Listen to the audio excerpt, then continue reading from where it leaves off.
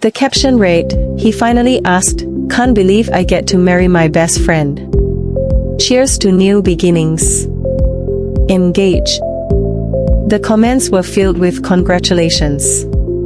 But it was one comment in particular that chilled my blood. "Can't wait to meet him.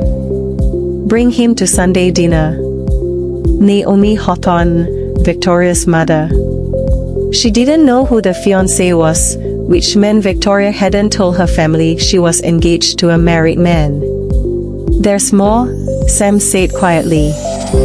He slid another document across the table. "I ran a background check on Victoria Hawthorne. She's not just your husband's ex-girlfriend." I stared at him, my throat tight. "What do you mean?" "She's a family therapist. She specializes in marriage counseling." He paused, letting the information sink in.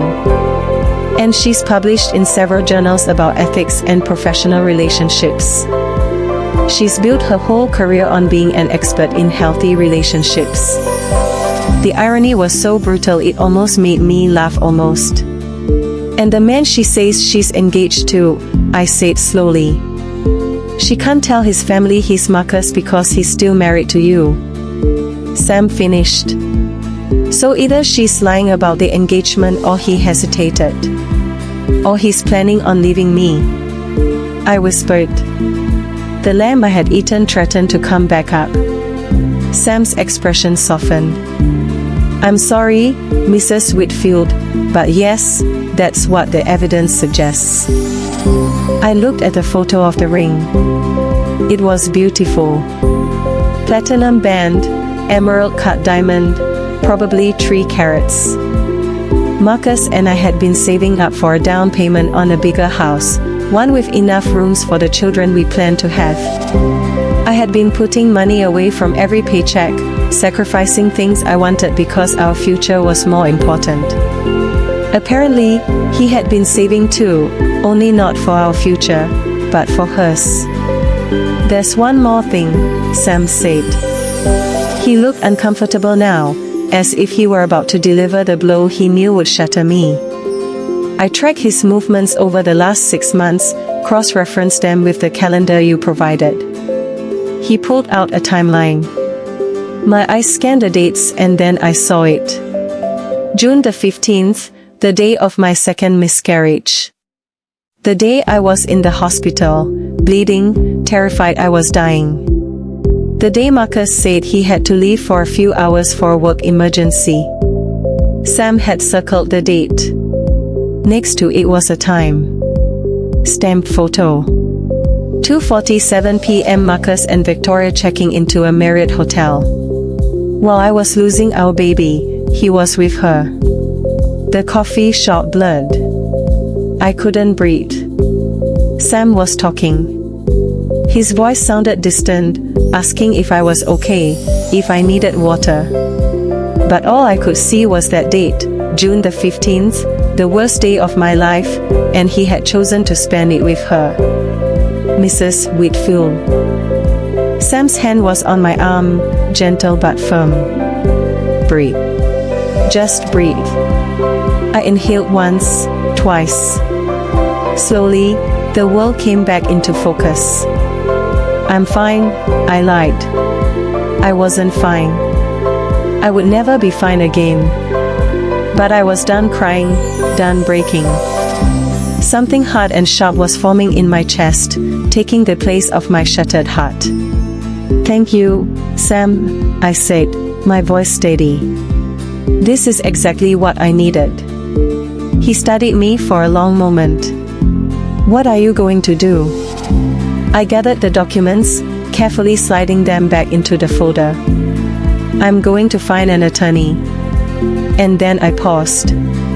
An idea was forming. A terrible, perfect idea. And then I'm going to wait. Wait for what? I smiled and it felt wrong on my face, like I was wearing someone else's skin. For the right moment. November the 1st, Marcus came home from work with Chinese takeout and an unusual energy.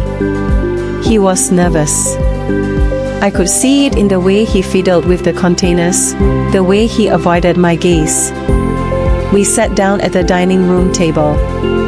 He cleared his throat 3 times before speaking. I wanted to talk to you about something, he began, stirring his lo mein with a fork. About Christmas. I took a sip of water, watching him over the rim of my glass. What about Christmas? Well, you know how we usually have a quiet Christmas. Just us, maybe your sister. My sister Lauren, who had planned to come this year with her husband James, and their 2 children, my precious niece and nephew, who made the ache of my own childlessness a little more bearable. Yes, I said carefully. Marcus took a deep breath. I was thinking we could do something different this year.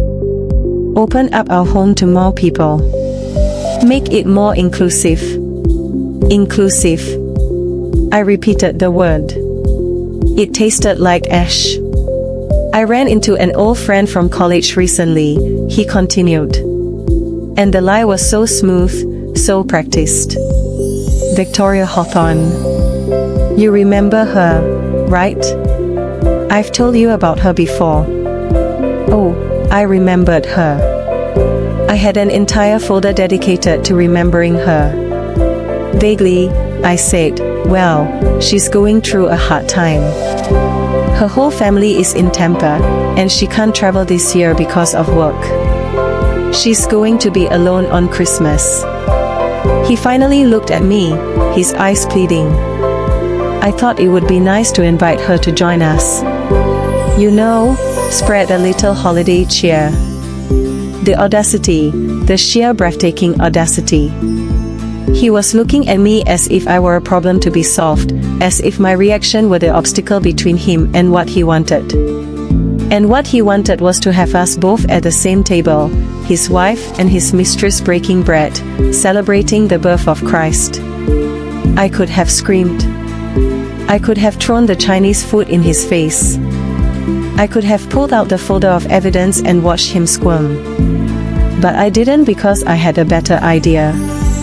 An idea that had been forming since my meeting with Sam. An idea that required Marcus to believe he was getting exactly what he wanted. I set down my glass and folded my hands on the table.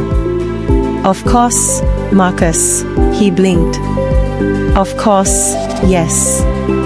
If she's going to be alone for the holidays, she absolutely should join us. That's the spirit of Christmas, isn't it? Kindness, generosity. I smiled. I'll even cook something special. The relief on his face was palpable. He reached across the table and squeezed my hand. Thank you, babe. Thank you for being so understanding. This is why I love you. You have the biggest heart. I squeezed back. My smile never wavered. Of course, honey. I want you to be happy. And I meant it. I wanted him to be happy right up until the moment I destroyed him. After dinner, while Marcus was watching television, I went up to our home office and opened my laptop. I had been doing research for the past few weeks, digging into Victoria's life the same way she had been digging into my marriage. I knew where she worked, the Family Wellness Center, a prestigious therapy practice downtown. I knew where she lived, a modern loft in Inman Park. I knew her routines, her favorite coffee shop, her gym, and I knew one more thing, something I discovered through a bit of creative social media stalking and a fake profile. Victoria was in fact engaged, but she had been keeping her fiancé very secret. No photos of him on her social media, no name mentioned, just that ring and vague references to my love and my future. The comments from her friends on the engagement post were telling. When do we meet this mystery man? Girl, you're keeping him under wraps.